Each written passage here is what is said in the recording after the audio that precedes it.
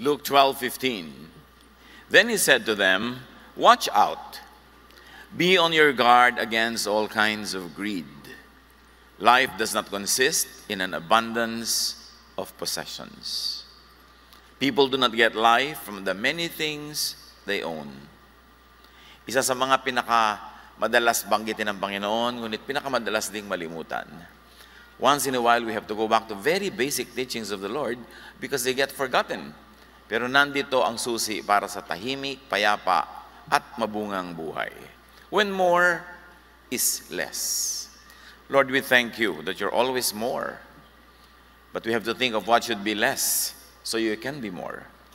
Turuan niyo po kami ngayong Panginoong malinawan kung anong tunay na dapat inuuna. Yung mga alam na namin ay maalala at maipamuhay, lalo pa sa mga panahon na kami nalilito. Father, we thank you that you are light, that you are life, that you are our healer, our teacher. Now be our preacher. Lead your people unto greater knowledge of you, unto a greater level of peace and joy in life. In Jesus' mighty name we pray with thanksgiving. When more is less. Akala kasi natin laging more is more. Kaya lagi natin gusto more. But when there are times when more really becomes less. Matthew 6:24-34, isa sa mga pinaka-common teachings ng Panginoon, pero dapat laging balikan.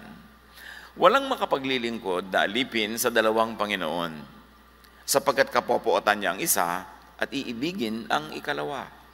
Paglilingkuran ng tapat ang isa at hahamakin ang ikalawa.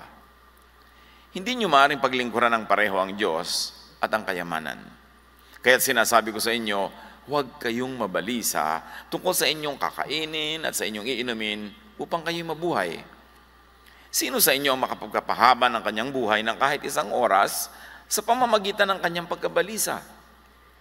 Kay liit ng inyong pananampalataya sa Kanya.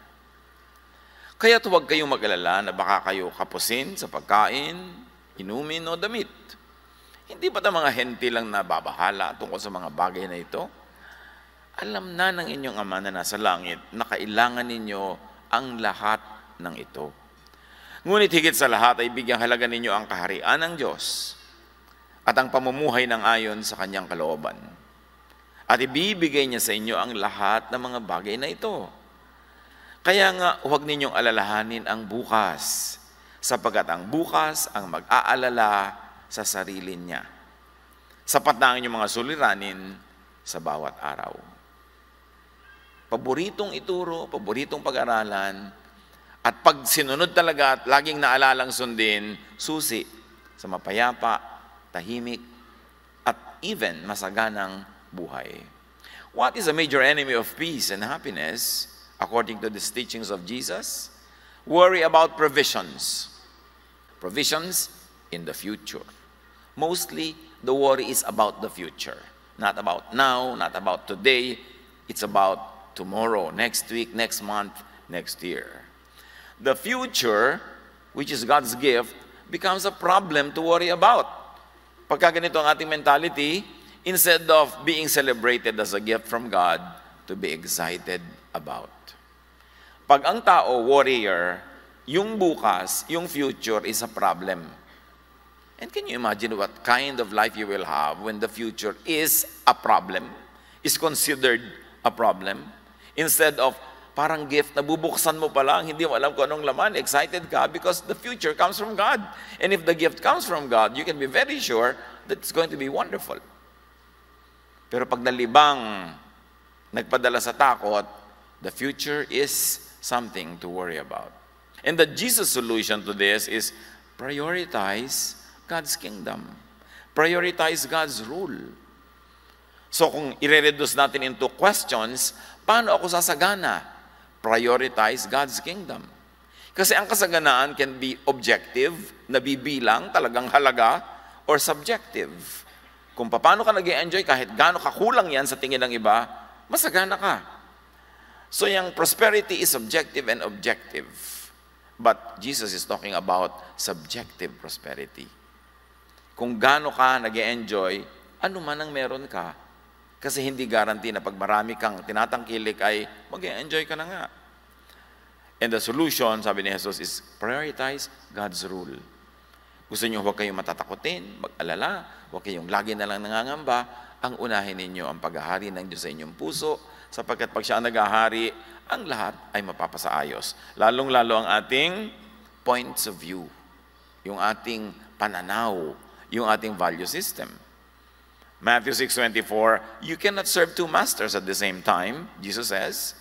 You will hate one and love the other, or you will be loyal to one and not care about the other. Of course, it's natural. The law of impenetrability sa physics, only one thing occupies one place at one time. So isa lang ang pwede mong tunay na mahalin. The way to live is one moment is to one project. And that project is the kingdom of God. The way to live is one lifetime, one master. And that master should be God. There should be no confusion. When your life is more than one major project, and that is not even the kingdom of God, you're headed for disaster. Pero pagka ang yung one lifetime project and master ay Diyos, yun ang susi. Sundin muna bago mo malaman na effective pala, totoo pala. You cannot serve God and money at the same time. Matthew 6:24. The way to live is not one lifetime, two projects, one lifetime divided between God and money. Sa isip, alam na natin ito. Memorize pa nga kumisan. Pero yun ba talaga ang pananaw natin na umiiral sa pang-araw-araw na buhay that defines us? 1 Timothy 6:10, the love of money causes all kinds of evil. Not money itself. Because money can be used well. Money can be used for very godly purposes. But the love of money is the causing of a lot of evil in our lives. Some people have turned away from what we believe because they have want to get more and more money. But they have caused themselves a lot of pain and sorrow. Sabi niya, talagang yung sobra mong pag-ibig sa pera, pag-Diyos sa pera, ang pinag-uugutan ng napakaraming kasamaan. At napakaraming mga tao sa paghabol sa pera, iniwan ang mga bagay na mahalaga sa ating pananalig. Tulad ng katapatan, tulad ng kabaitan, pagbibigay sa kapwa, tulad ng honesty, tulad ng paglilingkod sa Panginoon, kinalimutan na sa paghahabol sa pera. Sabi niya, kahahabol nyo ba? Naabutan nyo? At kung naabutan nyo, nakukuha nyo bubuo o mga gilid-gilid na lang inaabutan ninyo. Tapos ang laki ng bayad. Ang laki-laki ng bayad mo emotionally, spiritually, socially. Tapos ito lang ang nakukuha. Love for money could make people evil. Diyan mo makikita yung mga magkakapatid na nagsusumpaan, nag-aawayan dahil pinag-aagawan ng isang dangkal na lupa na minana sa magulang. Magkakapatid na nag-aaway-away dahil sa mga lumang mga gamit na pinagkakaway-awayan nila. Minsan mga magkakaibigan, nagdadayaan pa sa negosyo dahil sa pera. Hindi rin naman talaga nadagdagan ng saya. Pwedeng madagdagan ng pleasure kasi ang pleasure nabibili. Pero ang saya hindi. At ang mas masaya sa buhay ay yung tahimik ang loob mo kaysa ang dami-dami mong props pero sa loob wala. Love for money could bring hell to people. Hindi mo na kailangang hintayin mamatay at pumunta sa impyerno. Pagka ikay sobrang maibigin sa pera, advance na ang impyerno sa buhay mo. Love for God makes people good and godly. Ito yung kabaligtaran. Love for God brings people to heaven, the kingdom of God. Yung heaven na nandun pa sa malayo at yung heaven na nandito na ngayon sa buhay natin. Pag maibigin ka sa Diyos, inilalagay mo ang pera sa tamang lugar, mahalaga pa rin ang pera. Laging mahalaga yun. Pero nasa tamang lugar. Hindi siya ang number one. Yung mamimili ka, makikipag-away ba ako o pera? Yung pinipili mo, wag na lang, para peace na lang. Pwedeng nakuha niya yung pera, siya nakabili ng kotse. Wala kang kotse, siya meron. Pero guarantee ba na masaya siya kaysa sa'yo? Kumisan nga, pag ikaw pa yung nanalo, dahil anak ka naman Diyos, kahit na kumisan nakakalimot, binabagabag ka ng budhi mo. Hawak-hawak mo yung pagkamahal-mahal na bag. Pero alam mo kung gaano karaming empleyado mo sana nadagdagan mo ang sweldo at bonus kung hindi ka lang bumili ng 1 milyong peso bag. Tapos yung bag hindi mo magalusan, ayaw mo malagyan. Kulang nila, ilagay mo sa estante, punas-punasan. Naging Diyos. Kaya tuloy hindi mo maiwan, baka manakaw. Samantalang yung kumari mo na ang bag niya, supot. Iniiwan-iwan niya talaga, inihahabol pa nga sa kanya ng iba. Supot niyo po, supot niyo po. Ayaw nga pala ang aking supot. May wisdom din yung hindi masyadong mahal yung mga gamit mo, hindi pinagnanasaan ng iba. Our time should be focused on God. That's what Jesus is saying. You all know that already. That's not something new. But it is something to renew in our minds and in our mindset and in our lifestyle. Because our time should be focused on God's kingdom. And that kingdom is not over there in the clouds only. Well, it is also there. More importantly now, that kingdom is God's kingship in our lives today. Pagka sa mga pinipili mo yung maka-Diyos na choice, hindi yung makapera, God's kingdom is in you. Because sabi ni Jesus yun, the kingdom of God is in you. Within you.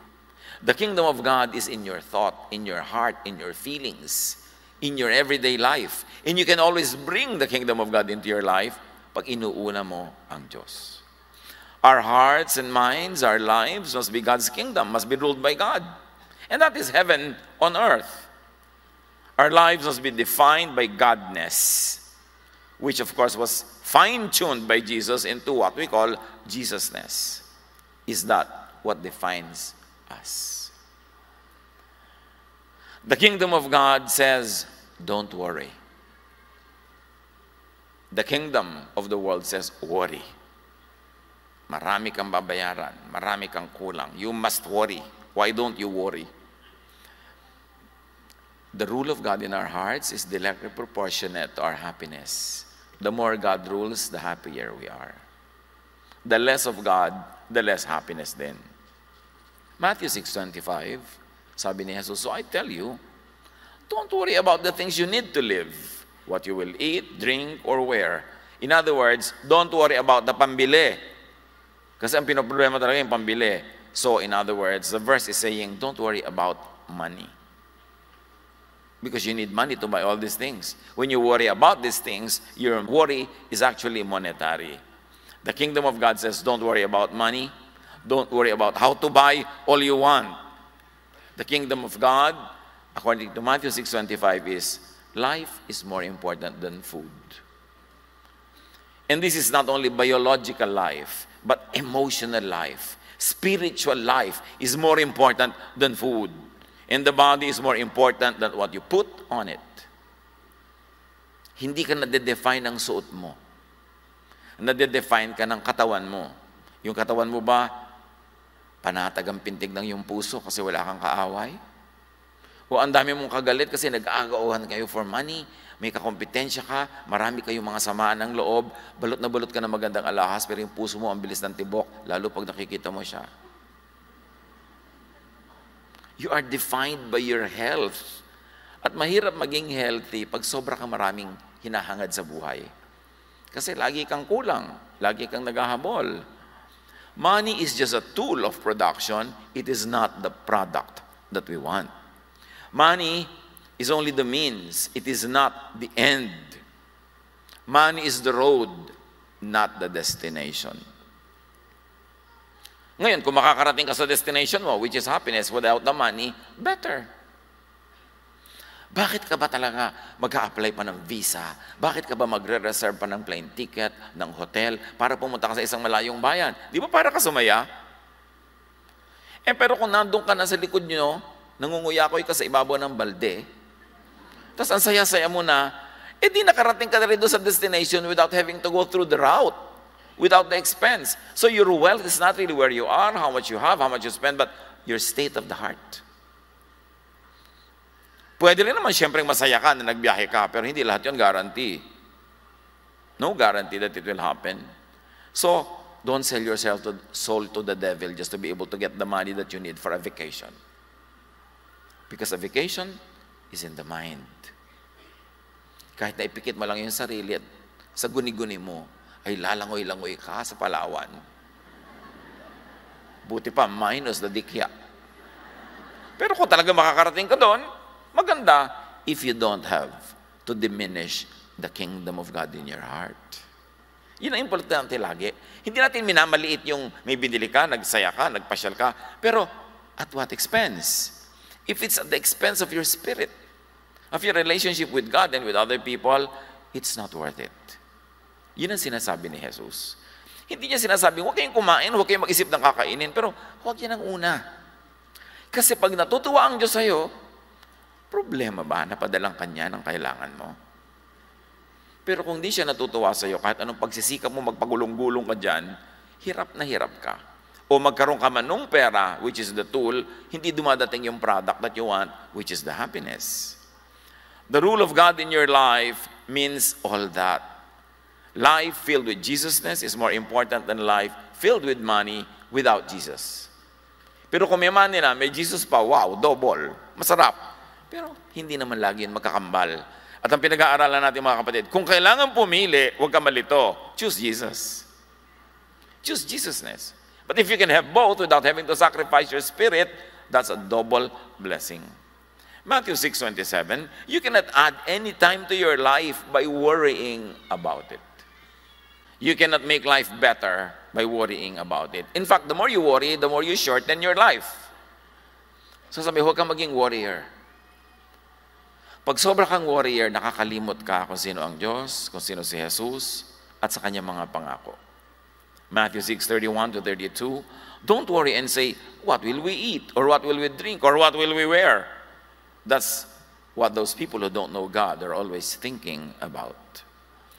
Huwag nyo ito sabihin lagi sa nanay nyo na nagwa-worry, ano isusuot mo? May baong ka ba? Ano lulutuin natin mo?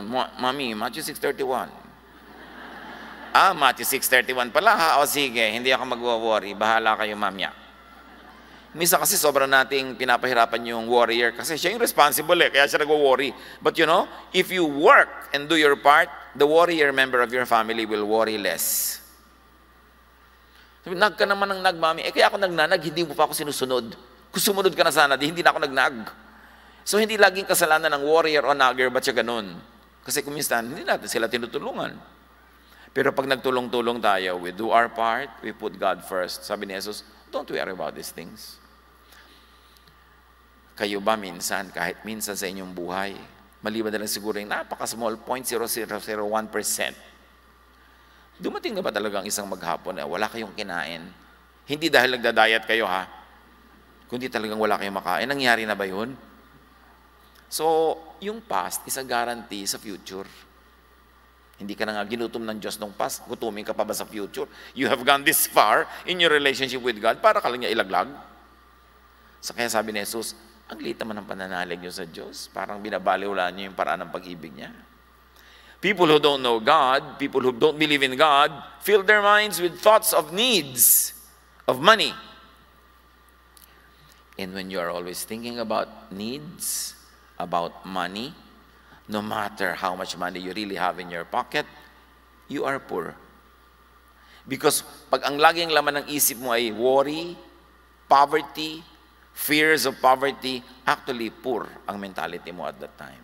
Kahit may pera ka.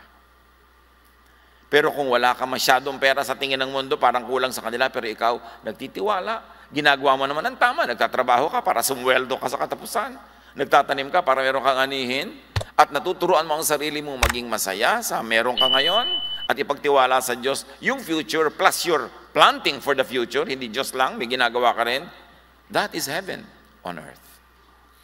People who worry become unhappy and afraid. Therefore, people who worry go to hell in advance. Tatawagin niyo bang heaven yung worry? Hell yun. Paano naman po hindi ako magwo-worry may mga bayarin ako? Mag-work ka ngayon para may sweldohin ka. Magnegosyo ka ngayon para may tubuin ka. Magtanim ka ngayon para meron kang anihin. Pero matapos mo magtanim, huwag mo nang hukay-hukayin every day to see if it's growing. Because you plant, the Lord makes it prosper. You plant it, you take care of it. Ganun ang paraan. Hindi naman ibig sabihin naniniwala ka sa Diyos tungkol sa future. Wala ka nang gagawin. So bakit ka bumibili ng insurance para sa health mo, pagtanda mo? Di ka ba naniniwala sa Diyos? Naniniwala ako sa Kanya. At naniniwala akong siya magbibigay sa akin ng panghulog sa insurance na to. Siguro ahente kayo dyan, ano? Hindi yung naniniwala ako sa Diyos, as wala akong gagawin, bahala na ang Diyos in the future. It doesn't work that way. Because true faith in God means you plant so you harvest. But you believe that God will prosper your plant and will give you fruits. Ang paniniwala sa Diyos may kakambal na action. Sabi ni Jesus, don't worry because your Father in heaven knows that you need all these things. In other words, Jesus is saying, God is thinking of you. Yang si Papa mo, baka nga hindi ka naiisip, di ba? Tapos siya yung poor mo. Yang ang mga iba, iniisip ka ba talaga ng employer mo? Iniisip ka ba talaga? No, but God thinks of you. Sabi ni Jesus, your Father knows what you need. So, hindi mo binabaliwala yung need mo. Hindi mo siya sinasabing, I don't want these things. You want and you need, pero nasa lugar. Hindi siya ang overriding issue of your life dahil naghahanap buhay ka para mabuhay. Hindi ka nabubuhay para maghanap buhay. Kaya ang lagi kong ipinapakiusap sa mga employer, lalo sa mga kapatid natin sa church, mayroon na kayong asenso sa buhay, kayo na yung mga employer, bigyan nyo naman ng mas marami halimbawang day off yung mga empleyado nyo. Kasi kulang na kulang ang oras nila para sila mabuhay. Kung ang konti ng day off nila, tapos sa isang day off, doon sila maglalaba, mamamalansya, magluluto for 1 week na pagkain. Paano pa sila magbabayad ng mga kuryente at mga tubig kung walang bayad center sa mga lugar nila? Mga government offices, paano sila mag-a-apply ng passport ng ganito kung di pa sila absent? Yung walang ka-oras-oras para mabuhay ang mga naghahanap buhay. That's why people of God, when it is in your power to give it, give your employees more time. Lalo yung mga bagong kasal. O kaya yung kakahiwalay lang. Kailangan doon mag-move on. Di ba? So, kailangan natin ng ganun, yung para ang buhay natin mas tahimik. Yun ang paghahari ng Diyos sa ating buhay. Yung may time ka para sa mga bagay na nakakapagpasaya, nakakapagpahinga. Matthew 6:33, what you should want most is God's kingdom and doing what He wants you to do. Kung minsan sa paghahabol mo nga ng hanap buhay, hindi mo na magawa ipinapagawa sa'yo ng Diyos. Tuloy, hindi kumpleto ang rekado na iyong buhay. Sabi niya, then He will give you these other things that you need. Seek first His kingdom and His righteousness, and all these things will be added to you. Fill your mind with the teachings of Jesus. Make space in your heart for the teachings of Jesus. Ang gaganda ng teachings niya, at alam natin siguro 95% lahat, pero ina-apply ba natin? Na ang tunay na kaligayahan ay hindi maghiganti, kundi magpatawad. Yun ang Jesusness. Lagi kang tinatanong, Pastor, what is the best revenge? Ano pong best revenge sa nag-drop sa akin na girlfriend ko? Anong best revenge sa nagtaksil sa akin? You know the best revenge is to not even have to think of taking revenge. Dahil nag-move on ka. Ang best revenge is not to dedicate any more 1 minute of your life to this person who betrayed you. Pag nagpaplano ka maghiganti, pagod na pagod ka magpaganda para dumaan ka, manghinayang siya. Hindi ka pa nakaka-move on dahil siya pa rin ang focus mo. The best revenge is to forget that this person exists and to just live your life the way God wants you to live it. Don't dedicate any more effort to impress o manggalit o manakit. Kasi pag ganun, hindi ka pa talaga malaya sa Kanya.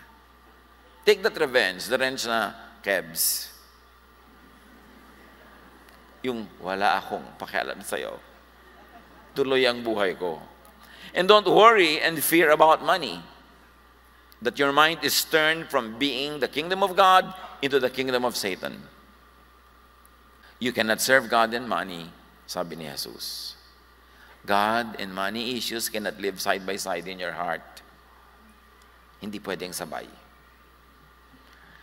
Laging tanong ng iba, paano ako mabubuhay? Kailangan ko talaga ng pera. Yun nga ang sinasabi ni Jesus. Hindi ko sinasabi, hindi mo kailangan yan.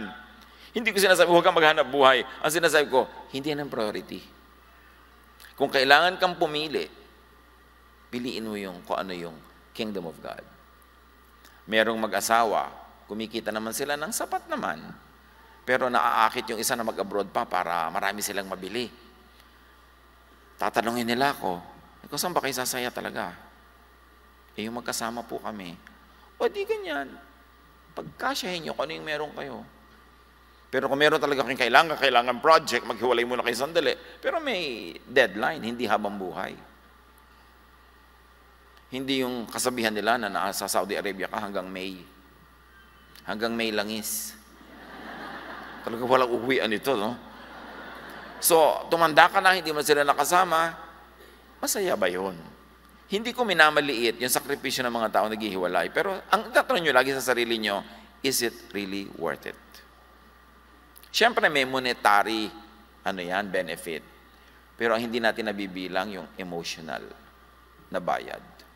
Yung spiritual na bayad. Yung social cost of all of these things. Yun ang tinatawag ni Jesus na Kingdom of God. Yung payapa, tahimik, masaya, yun ang Kingdom of God. Hindi sinasabi niyang mayaman, masagana, mariwasa. No, yung Kingdom of God. Matthew 6:34, so don't worry about tomorrow. Sabi niya, kung check-checkin ang mga nandito ngayon, kung sino yung pasado dito, don't worry about tomorrow. Check kayo o X, kayo na lang magsabi niyan. Don't worry about tomorrow. Each day has enough trouble of its own. Tomorrow will have its own worries. Focus on what you need just now, just for today.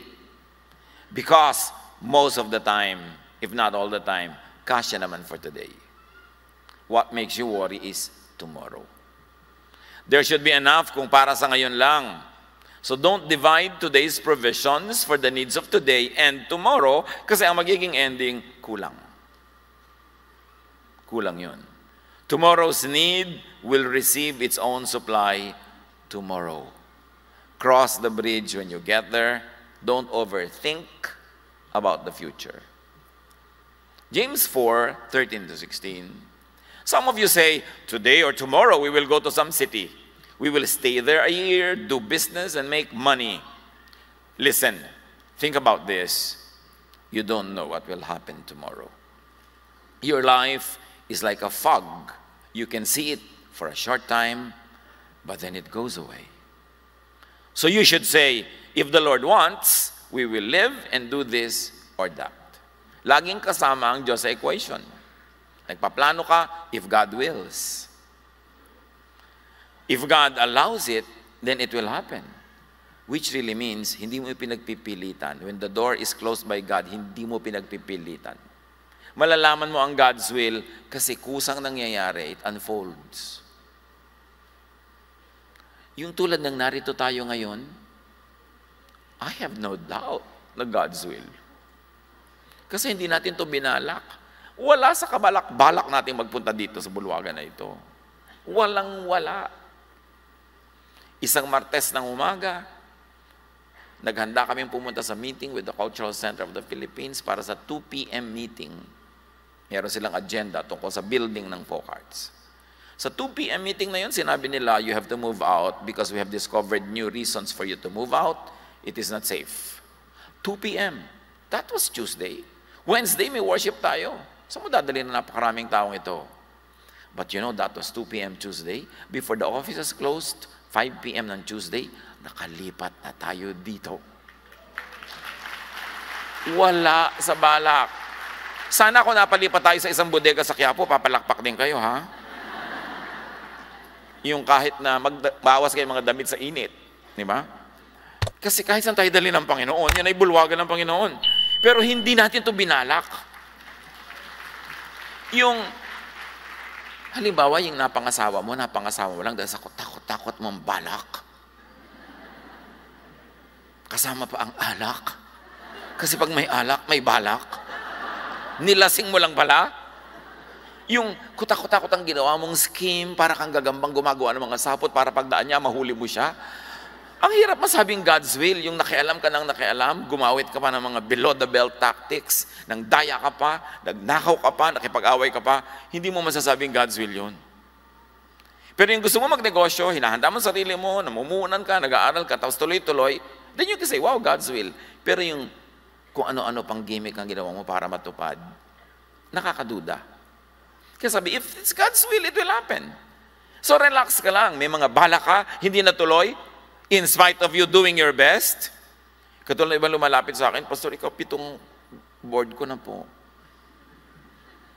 B-O-R-D anak o B-O-A-R-D?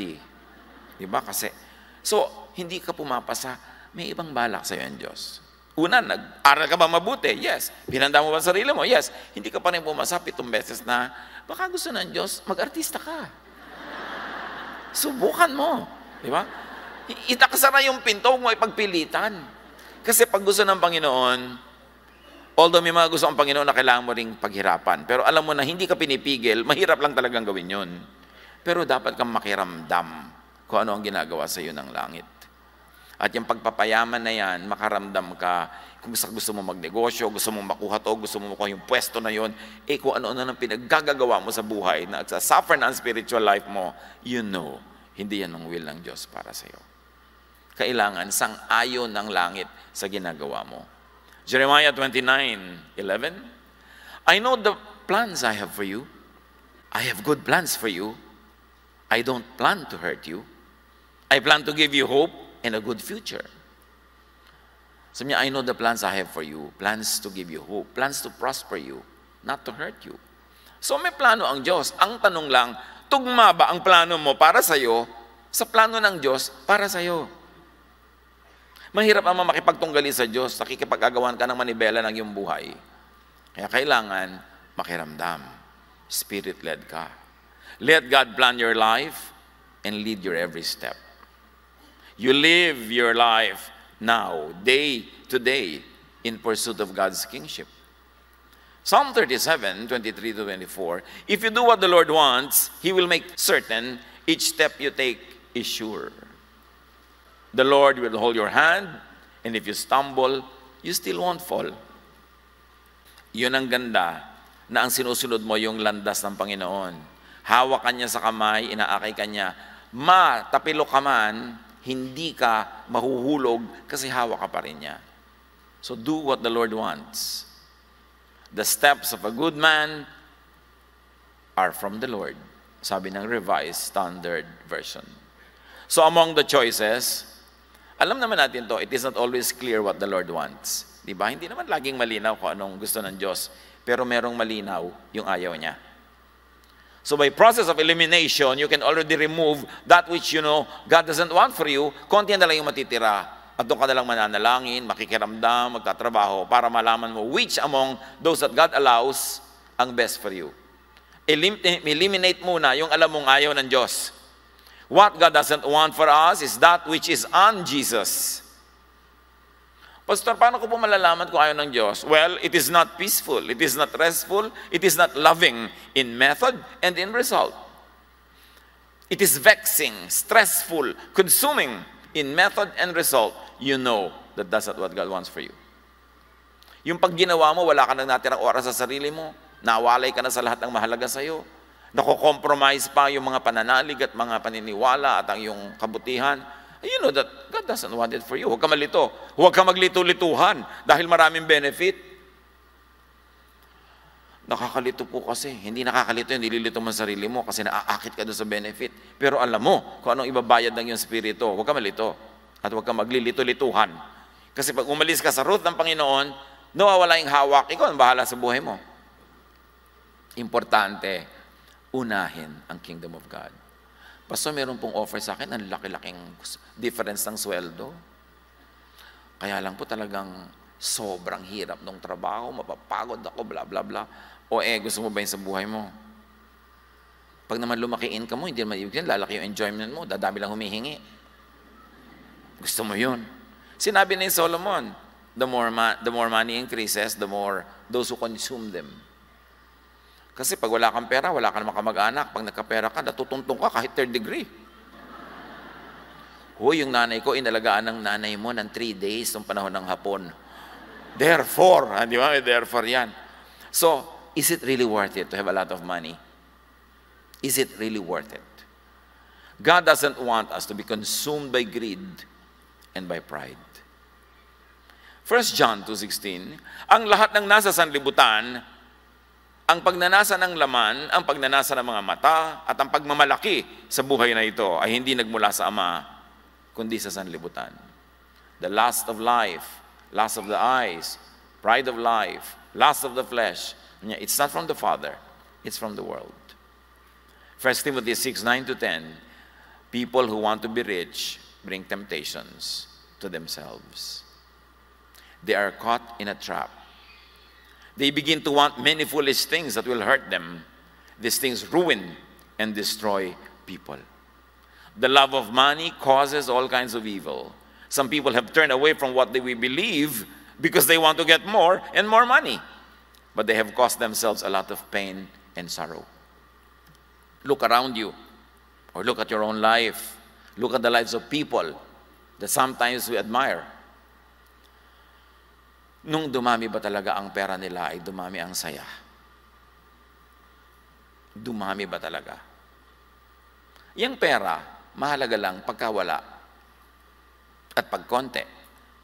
Pero pag marami na, hindi na kasing halaga nung tulad nung kung konti.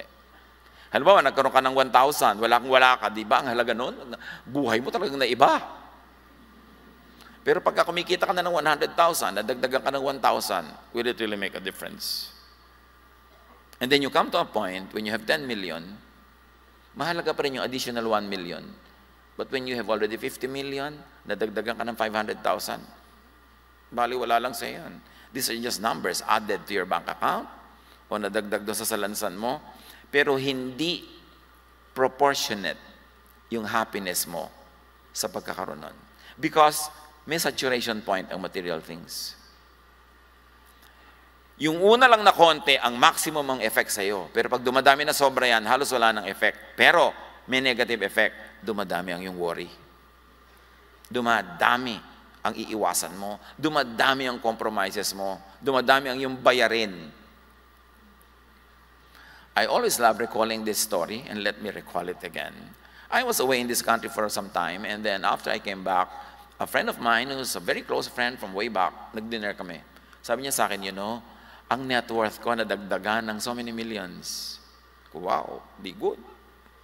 Sabi ko, ikinuwento niya sa akin lahat ng mga nadagdag na kayamanan niya. Kaya lang hinahabol siya ng mga tao. Dami. Lahat ng uri ng tao hinahabol yung pera niya. Tapos mga empleyado niya nag-aaklas, nag-welga. Mayroon pa silang mga threat sa buhay nila, may gusto pang kumidnap sa kanila. Yung ganun na nangyari. Sabi ko, teka, yung kama mo, nabigay sa'yo ng mama mo na antik, na malaki, dinagdagan mo ba? Sabi, hindi, ang lapad na nga nun eh. Yung kotse mong 3, ginawa mo na bang marami? Sabi, 3 na nga, hindi ko magamit lahat, di 3 pa rin. Gano'ng karaming steak na kinakain mo ngayon sa isang linggo? Kasi dati, once a week, may steak siya eh. Sabi niya, once a month na lang, kasi alam mo naman, may edad na tayo. Yan naman pala, hindi mo dinagdagan yung kama mo, hindi din mo yung steak, hindi mo dinagdagan kotse. Para ano yung nadagdag mong pera? Walang idinagdag na ligaya sa'yo. Ang dinala sa'yo, kutakot na problema. So, importante na when we have what we need, we shall be content with that. Because by having more, sometimes you pay more. But you don't enjoy more. Kaya huwag padaya. Ngayon, kung mahalaga sa inyo, i-grow yung business nyo, i-grow yung mga numbers nyo, do it. But not at the expense of your personal joy, your happiness, and your peace. Because you have only one life to live in this world. And you must maximize the joy, the happiness, the pleasure. And sometimes the search for material things, thinking that it would help you buy happiness, actually it buys you problems. It's not always true because meron namang kayang-kaya nilang dalhin ang kayamanan nila, masaya pa rin sila, tahimik pa rin sila, pero konti ang nakakagawa nun. Kasi maraming tao, lalo hindi lumaki sa yaman, hindi sanay, hindi marunong, napupundi sila, kumbaga sa bombilya, sa laki ng wattage sa dumadaan. Kaya yung dating matitinong pamilya, nag-aaway-away, dating bababait na anak, nagiging suwail, kasi nagkakaroon ng mga pera, nagkakaroon ng mga kaibigang mapera, at minsan nasisira pa yung pamilya. What we believe is what is important that we keep. Peace, love, goodness, kindness, rest, relaxation, enjoyment, health, wellness, that's important. More pursuit of money, many times, not all the time, could lead to less of this. Meron pa nga, Pastor, mula po nung yumaman kami, hindi na nga kami nakakapagbakasyon together eh. Bakit? Hindi kami pwede lumipat sa isang eroplano ng asawa ko kasi pag pareho po kami natigbak, sino mag-aayos ng mga naiwan? You mean nagpayaman kayo para ngayon di na kayo pwedeng sabay magbakasyon? Mabuti pa nung araw, nagbabakasyon lang kayo dyan sa kuli-kuli. Pero magkasama kayo, holding hands pa. So hindi nakabuti sa inyo yung pera na yan. Psalm 39:6, we rush through life collecting things, but we don't know who will get them after we die. Meron pa, pastor, problema ko po yung anak ko. Bakit? Yung girlfriend po mukhang sweetik. O bakit? Di po ba, pag pinamanahan ko yung anak ko, di kasama na yung girlfriend niya. Pag naging asawa niya, 50% agad yun. Kung namatay po yung anak ko, di kanya na lahat. Something na hindi problema ng mga walang-wala. Hindi mo marinig yan sa mga walang-wala. Pastor, may problema po kami. Paano kami magbabayad ng 5,000 peso catering sa aming munting kasalo? Madali yung problema mo. Pero yung pinoproblema mo na yung mapapangasawa ng anak mo, yung ayaw mo, tas ang dami-dami niyang mamanahin, ayaw mo putas sa kanya yung mana mo. Yan ang problema ni Solomon. So, yung hirap naman ng buhay na ito. Nagpayaman para pumunta sa mga tao, hindi ko kaano-ano. And it can be very true. Because what you own, owns you. Think of that. Mayroong isang pamilya, simpleng-simple lang ang bahay nila nung araw. Pag lumabas sila, sama-sama, magmamall sila. Nung nagkaroon ng magandang bahay, hindi na sila makaalas sabay-sabay. Isa dapat security guard, maiiwan lagi. Alam nyo, hindi masama magkaroon ng mga bagay Pero sabi mo, teka, lalabas tayo lahat. Kung nanakaw, di sorry na lang. Pero lalabas tayo lahat. Kasi sa hindi na tayo magkasama-sama, kababantay nito. Merong isang magkapatid, meron silang kantin, sabi nung kapatid, Juan, halika, pumunta tayo doon sa alam kong restaurant, doon tayo kumain, sawa-sawa na tayo sa food ng restaurant natin. Sabi niya, pag nawala tayo ng 1 hour, makukupitan tayo ng ganitong halaga. Kasi hindi pa uso na yung mga computerized control So makukupitan ka ng 1,000, di bayad na lang natin sa kaligayahan natin. Nakupitan tayong 1,000, sumaya naman tayo. Pero yung 1,000, na itago natin, sasaya ba tayo? Dapat marunong ka rin magbayad ng kaligayahan mo kasi may bayad dyan. Hindi pwedeng napakasakit mo, lahat gusto mo makuha. Hindi ka na tuloy nag-e-enjoy sa buhay. The more possessions, the more masters. 1 Timothy 6:6-8, devotion to God is in fact a way for people to be very rich. Can you imagine this verse? Ang paraan daw talaga para yumaman, maging devoted ka to God. Now, yung yumaman na yun, binless ka, objective na kayamanan, nabibilang pera, or subjective. Hindi ka tinambakan ng pera, pero tinambakan ka ng capacity to be happy. Di ang yaman mo, kasi yun nga yung end goal, di ba, ng pera, para mabili mo yung kaligayahan mo. Kung nandun na yung kaligayahan, without having to buy it, shortcut yan. Express lane. Devotion to God is in fact a way for people to be very rich, but only if it makes them satisfied with what they have. Ang dami na po namin property ngayon, satisfied ba kayo? Kasi kung hindi, useless. When we came into the world, we brought nothing. And when we die, we can take nothing out. Yun naman pala't wala kang dala ng isilang at wala ka rin dadalhin pag alis mo dito sa mundo, ba't ang dami-dami mong dinadala ngayon ang bigat tuloy? Travel light. Don't carry too much. If the Lord will naturally, easily, smoothly give you things, accept. But don't kill yourself to have things. And especially do not kill your heart or your conscience to have things. So if we have food and clothes, we will be satisfied with that. Sabi ng Timothy. Of course, what Timothy is saying is if we have the basic necessities, we'll be satisfied. And admittedly, iba naman yung basic noon sa basic ngayon. Dumami-dami yung ibig sabihin ng basic ngayon. But still, you should know what is basic. And when you have it, dapat masaya ka na. Like, may cellphone ka, basic na yan ngayon Pero hindi kailangan namang latest model. Anak naman, wala ka pang kinikita ni piso. Tapos, laging latest model ang gusto mo. Parang may basic ka na, dapat masaya ka sa basic. Habang hindi mo pa deserve o hindi mo pa na-earn yun. So, do not be deceived by the wisdom of the world, which is really foolishness. 1 Corinthians 3:19, for the wisdom of this world is foolishness in God's sight. And mind you, kayong mga nagpapalaki ng mga anak o apo, do not be and do not teach the children to be materialistic, to be warriors, and to be competitive. Uso yan. Yan ang wisdom of the world, which is really foolishness to God. Anak, kailangan number 1 ka sa klase. Anak, kanina, anong grade mo?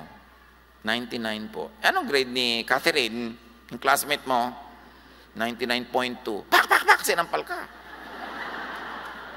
Nanay niya ang aakyat sa entablado sa graduation, hindi ako. Pak! Yung nagpapakamatay na yung mga bata sa ibang bansa dahil sa competition. Teach your children to be loving. Teach them to be sharing and caring because that is what will give them happiness in their life, not being competitive. Baligtad ang mga tinuturo natin na values. Lagi ikaw dapat number 1, lagi ikaw manalo. Kahit na mandaya ka, kahit na kalaban mo yung classmate mo, kalaban ko rin yung nanay niya, basta kailangan number 1 ka. So, pag number 1 ba, laging happy? Teach the children to value peace, happiness, love, pakikipagkapwa, pakikipagmabutihan sa kapwa. At saka to be cooperative, not to be competitive. True survival is in cooperation, not in competition. But that's another issue. So listen to the word, not to the world. Isang letra lang ang difference, but it's a world of difference. How to feel secure about tomorrow while staying focused on the kingdom of God? Plant what you need and what you want to harvest. Pwede namang sabay Pinaplant mo pero gumagawa ka ng mabuti, di mo sinisira ang sarili mo.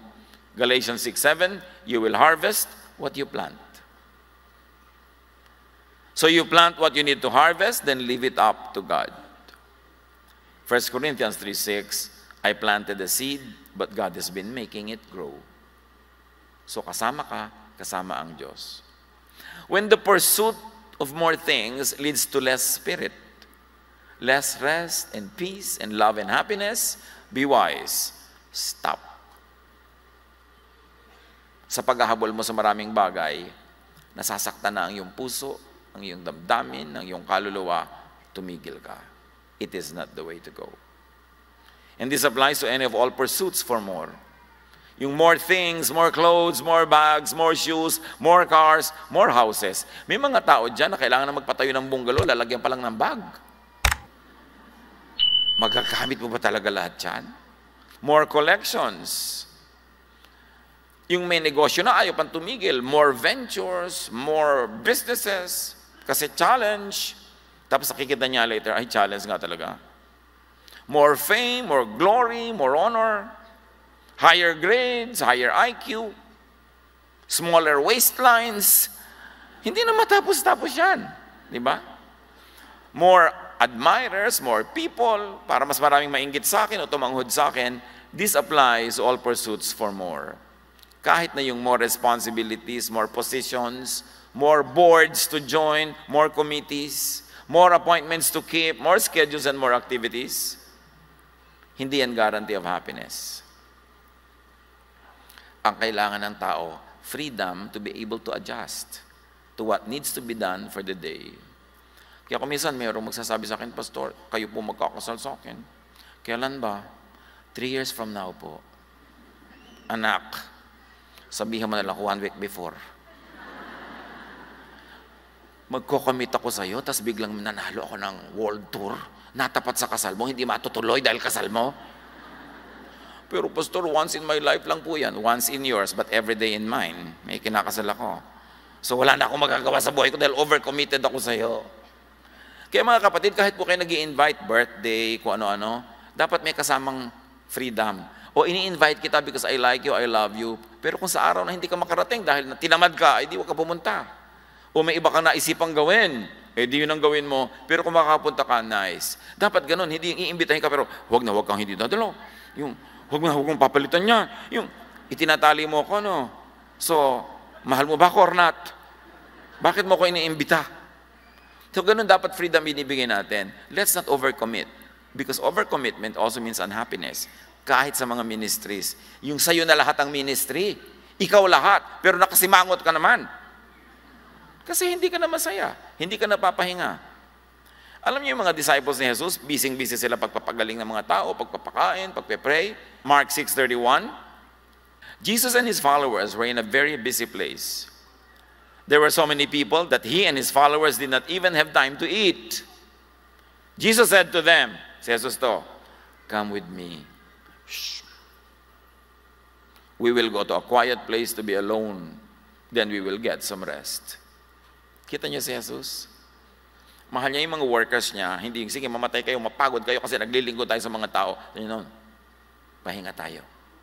Kailangan ganun. Kahit sa ministry.